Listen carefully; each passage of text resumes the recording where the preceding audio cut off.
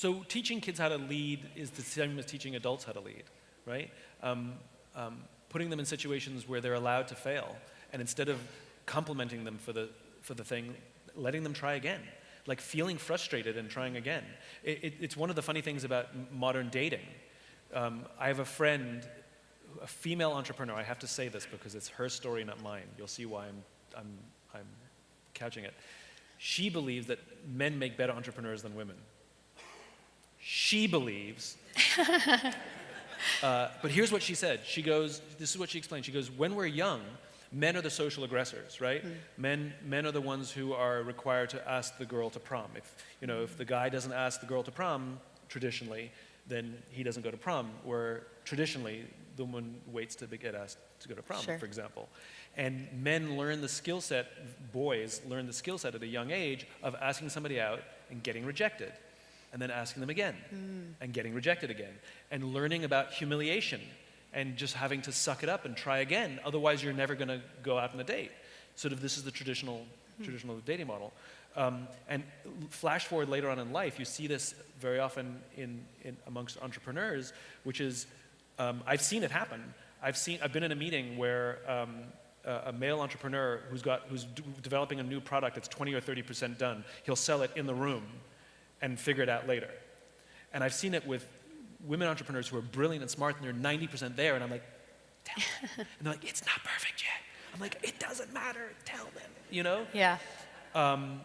And it comes from this strange skill we learned back when we were kids. Now, in this modern day of swiping and dating, now nobody's learning that skill. But I think what we have to learn both for men and for women, and it's not a male-female thing, which is there are circumstances in which all children, regardless of boys or girls, that all children have to learn to try and fail and try again and like struggle through humiliation and figure it out and go through it again, all the time knowing that a parent or a friend is loving and caring and supportive of them all the time. And I think that's the essential part, which is there's always someone who's there who loves me. Because the only way we get courage, I for one believe courage is an external thing, not an internal thing. The reason we jump out of a plane is not because of some deep internal fortitude, is because there's a parachute on our back. It's the parachute that gave us the courage. Sure. Right? Many people in this room, men or women who have risked their lives to save the life of somebody else, thinking they were going to die, and through some miracle survived. And I've asked them, why'd you do it? You've got a family, you've got kids. No one ordered you to do it. No one would have ordered you to do it. No one would have faulted you if you didn't do it. You may have even disobeyed an order to do it. Why'd you do it? And they almost all say the same thing, which is, I did it because they would have done it for me. Mm-hmm. The courage comes from the confidence that somebody else has my back. And that's what gives me the confidence to do things even though I'm scared.